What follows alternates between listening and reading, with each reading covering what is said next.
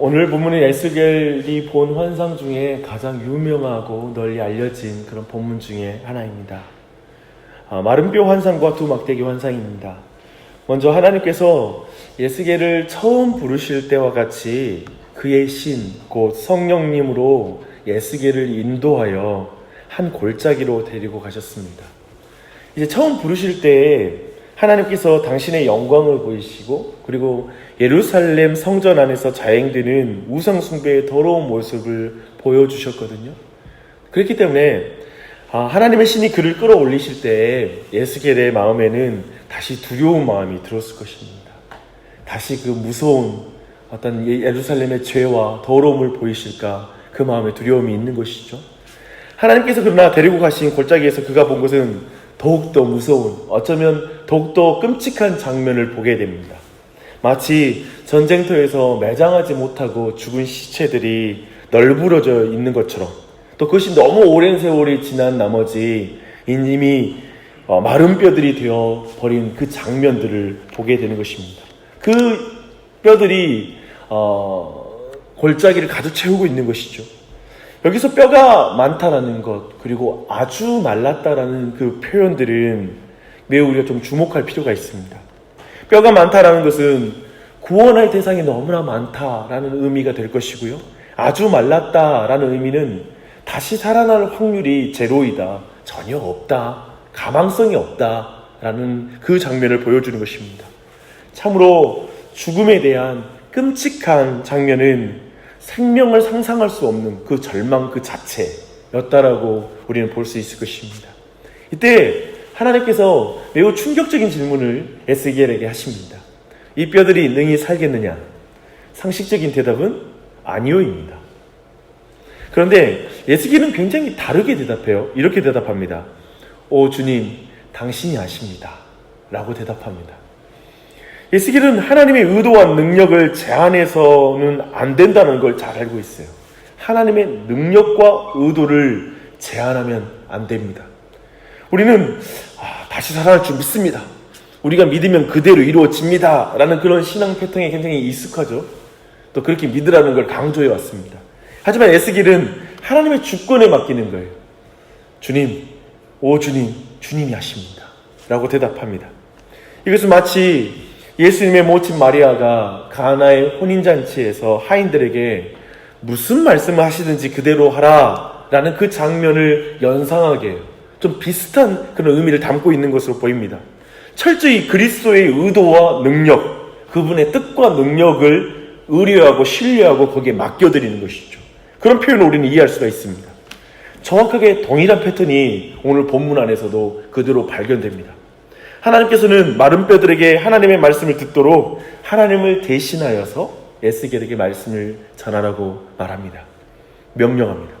말씀대로 에스겔은 순종하여 대언하게 됩니다. 각 뼈들이 움직여서 서로 맞춰지기 시작하고요. 힘줄이 생기기 시작합니다. 살이 오르고 가죽이 덮여서 이전에 부서지고 해체되었던 해골들이 이제 사람의 형상으로 변화되기 시작합니다. 그러나 호흡이 없으므로 그들은 여전히 죽은 시체에 불과해요. 에스겔이 다시 하나님의 말씀에 따라서 생기야 사방으로에서부터 와서 이 사망을 당한 자에게 불어서 살아나게 하라 라고 이렇게 말씀합니다. 생기가 그 시체들에게 들어가고 살고 일어서는데 그 모습은 극히 큰 군대의 모습이었다라는 게 바로 이 환상의 전말입니다. 이 모든 과정에서 보여주는 것은 죽음이 가득한 골짜기, 아무런 희망이 없는 곳에 부활의 그 모든 시작이 하나님의 말씀에서 시작한다는 것입니다. 우리 여기에 주목해야 됩니다. 하나님은 이제 죽었다, 이제 끝장났어, 소망 없어 라고 생각한 그 멸망한 이스라엘 백성, 지금 이 상황에서는 포로로 이미 끌려간 그 이스라엘 백성들에게 모든 인생에게 알려주고 싶은 거예요. 그건 뭐냐면 절망적인 모든 인생, 마른 뼈와 같은 인생들에게 생명을 가져다 주는 것은 하나님의 말씀이다. 하나님의 말씀을 다시 들으라. 지금 절망적인 상황에 있다면 마른 뼈와 같은 인생들은 다시 하나님 말씀 앞에 그 음성을 듣는 곳으로 나오라고 말씀하고 있는 것입니다. 그리고 이 본문에서 가장 많이 사용된 단어를 좀 주목할 필요가 있습니다. 그 뭐냐면 생기, 혹 여기서 보면 신이라고 번역된 루아흐라는 그 히브리어 단어입니다. 이 단어는 성령님을 의미하지만 일반적으로는 호흡과 바람을 의미할 때에도 이 동일한 단어를 사용했습니다. 근데 이 단어가 1절부터 14절까지 10번이나 사용돼요. 굉장히 강조되는 것이죠.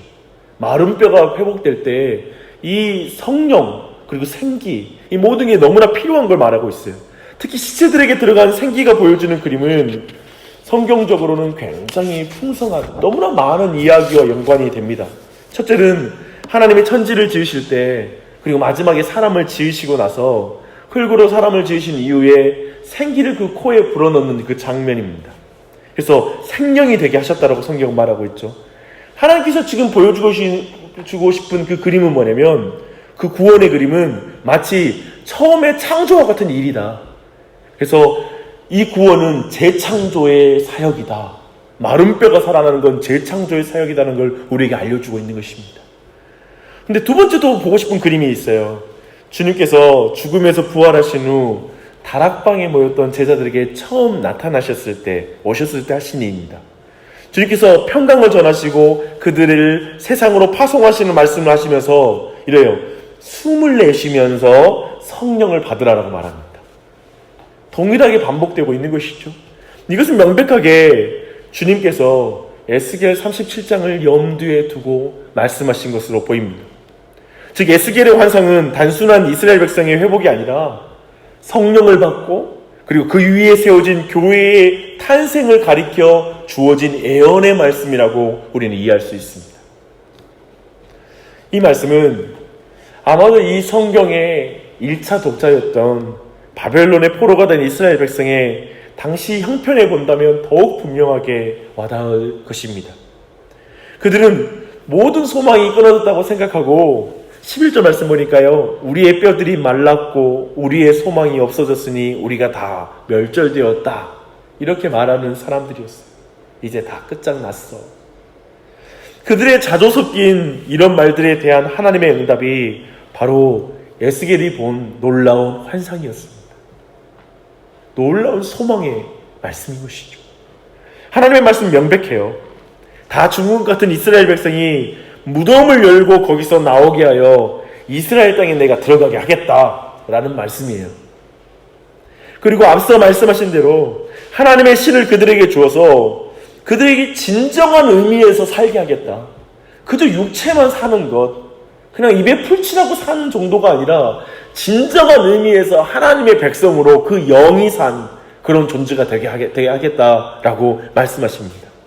특별히 굳은 육체를 살리시고 나서 다시 생기를 불어넣으신 장면을 통해서 하나님의 백성은 육으로 사는 것이 아니라 오직 성령으로 사는 것이다 라고 분명하게 말씀하십니다.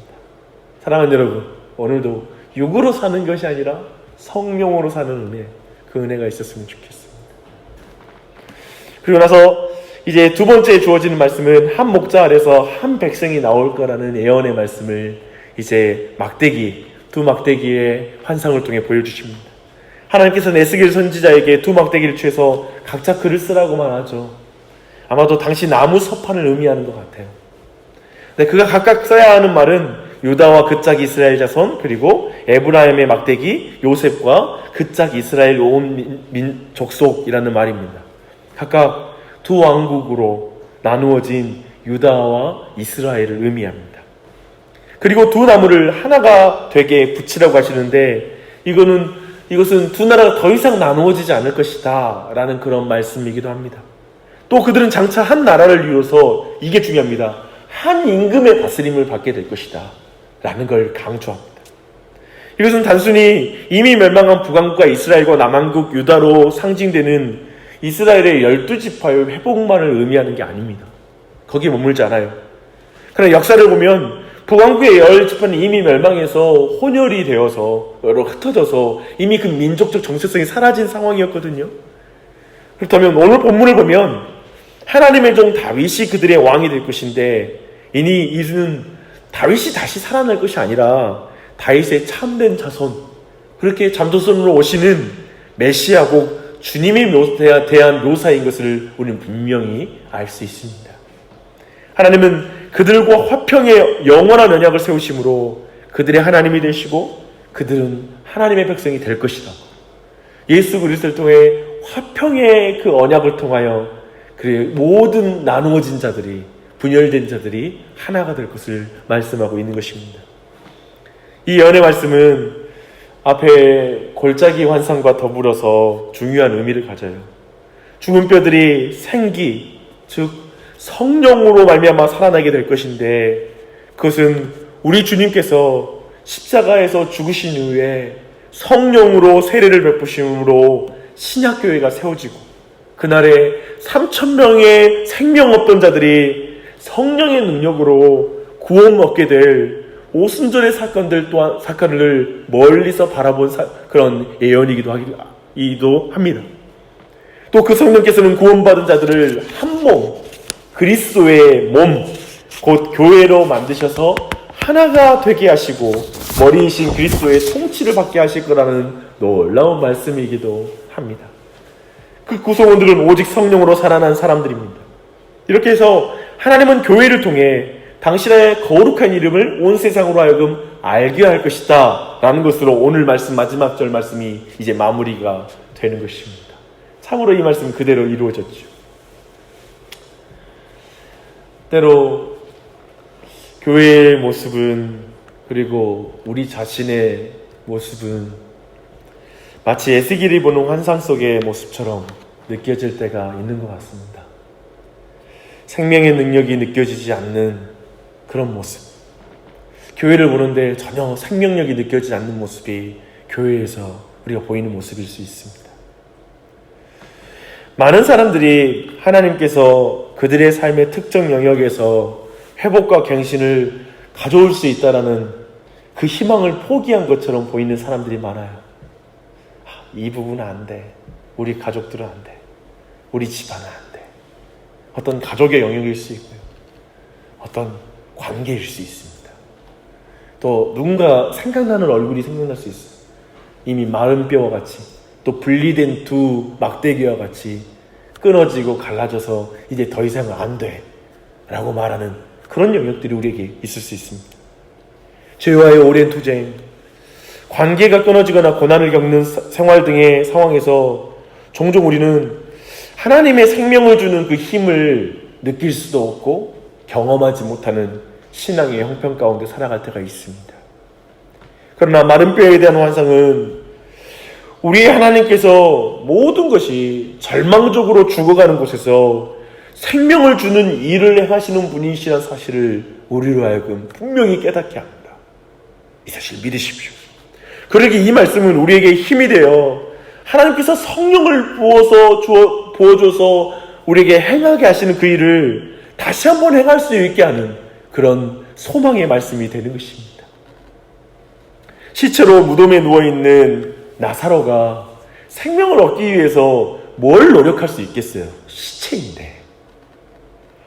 또한 죽음으로 나사로와 관계가 다 끊어져 버린 그 누이들, 그들의 관계의 회복을 위해서 그 누이들이 노력해야 될 게 뭐가 있겠어요? 나사로를 다시 살릴 수 있겠어요? 어떻게 하겠어요? 그들에게 오직 필요한 건 무엇입니까? 예수님의 말씀이 필요해요. 이 아침에, 그렇기 때문에 이 아침에 우리의 간구는 이 간구가 되어야 될 것 같습니다. 주님, 마른 뼈와 같은 인생에게, 우리 가족에게, 교회에게 말씀하옵소서. 오직 우리를 불쌍히 여기시고 성령님을 부어 주옵소서. 그래서 다시 우리에게서 하나님의 영광이 회복되게 하여 주시옵소서.